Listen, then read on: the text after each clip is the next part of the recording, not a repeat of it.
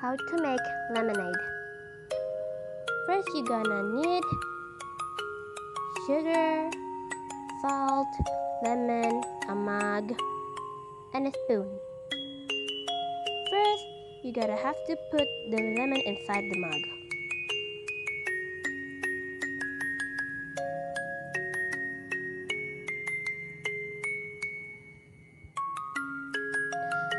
After you put the lemon, you need to put the salt as much as you need.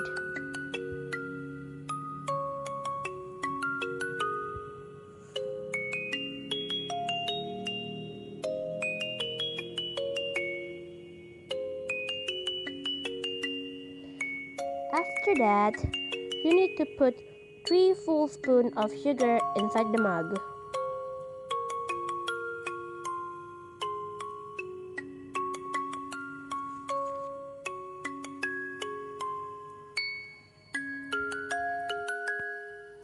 Then put some hot water inside. After putting the hot water inside it, you have to stir it until it's being warm.